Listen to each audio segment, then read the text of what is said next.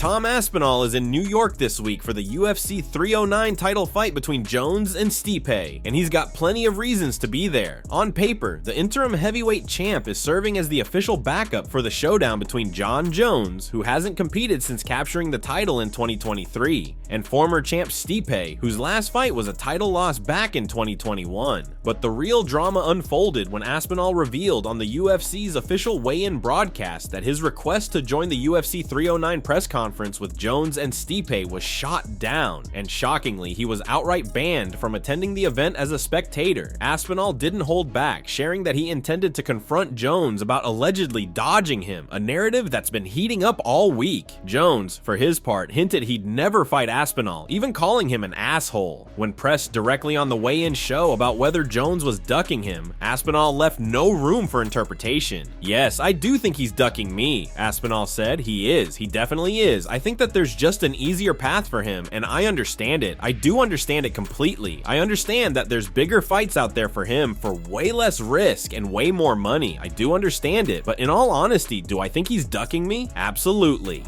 Jon Jones revealed why he refused to shake Stipe's hand during final UFC 309 pre-fight presser. Fans were quite confused when it was revealed that Jones told Stipe to never mention his kids again. Even Stipe was confused over what Bones was talking about. Speaking to his old rival, Daniel Cormier, during the weigh-in show, Jones went into more detail on what Stipe had said. Quote, "I never did anything wrong to Stipe, and I found a video a few months ago where he was in his living room and someone was talking about me and my legacy, and he was just like, 'My kids will never look back and look at me as an asshole.' I'll find the quote, but he said it. I'll never forget the way I felt that day. I thought to myself, okay, you're another one of these fighters who hate me for no reason at all. And then when he called me a bitch, I was just like, alright, it's clear that you don't respect me, which is unfortunate because I've never had anything but respect for Stipe." Jones went on to say that on fight night, he'll be able to control his emotions and focus on what has made him a legend in MMA.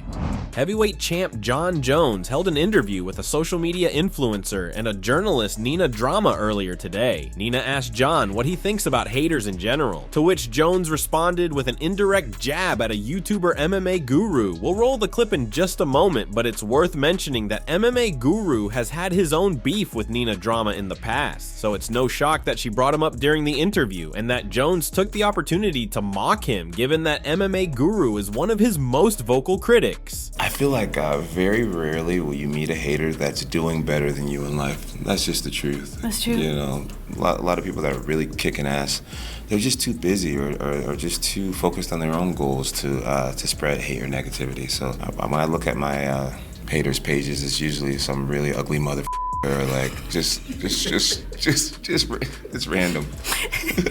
Yeah, they're always ugly. Yeah, they're always ugly. They're always ugly, right? They are. They're always ugly.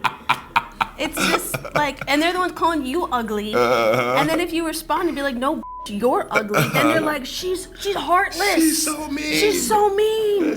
Yeah. Or sometimes when you write them back, you know, you'll just unleash and say something really mean back, and they'll be like, "I actually love you, bro." I'm like, why would you get my attention that way? This is so confusing. This is such a toxic relationship. It is. Yeah, It just starts off terrible. Following Jon's comments and his evil laugh, MMA fans were quick to connect the dots. Jon Jones, definitely referring to Guru, just came here for the Guru comments. He dreamt about Rampage, his own words, and it gets worse from there.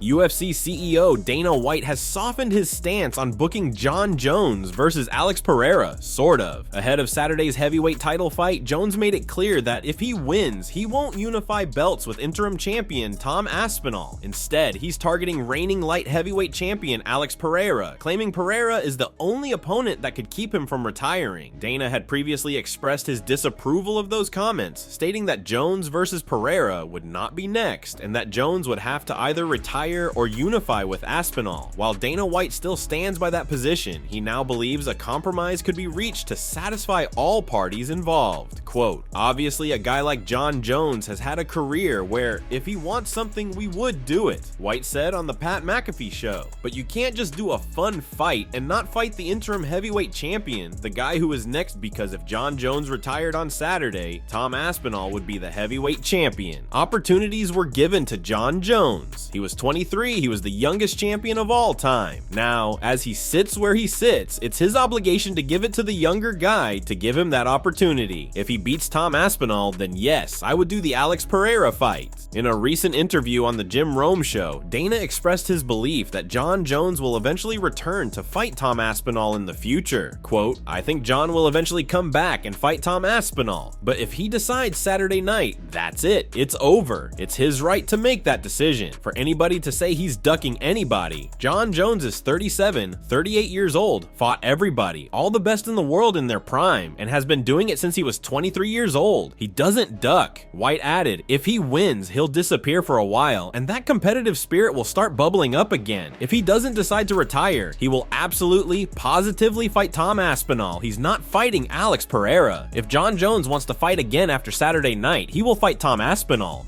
Cory Sandhagen says overhyping Umar Nurmagomedov's wrestling led to his downfall. This past August in Abu Dhabi, Cory's 3-fight winning streak was snapped. The Sandman, long established as a top contender at bantamweight, faced a rising threat who secured the biggest win of his career against him. During a recent appearance on the Jackson podcast, Cory reflected on his fight and the areas where he feels his preparation fell short. While he was able to hold his own in the grappling exchanges with Umar Nurmagomedov, thanks to extensive wrestling training during camp, he admitted that focusing too much on that aspect of the fight caused an issue many fighters face when facing a wrestling specialist. In his opinion, this overemphasis on wrestling hurt his striking, an area where he was expected to have the advantage in the matchup. In Cory's view, he became so focused on Umar's wrestling that it threw off his striking, an area where many expected him to have the upper hand in this matchup. Cory discovered that grappling wasn't the problem. The real challenge was capitalizing on their time spent standing. While he was glad to take lessons from the fight, he acknowledged that the hype around Nurmagomedov's dominant wrestling heavily influenced his approach in the octagon. Quote, "I grappled a ton. I was wrestling a lot. Just the normal stuff, man. Like, I really thought that I would have a little bit more of an edge in the striking, but should have done a little bit more striking and a little bit less wrestling, because the wrestling, I kind of overestimated him big time on that. Everyone talks about how strong the Dagestani guys are and stuff, and I had a little bit of that swirling around in my head, so I overdid that, I think, a little bit." What do you think about Cory Sandhagen's future after his close fight loss to Umar Nurmagomedov?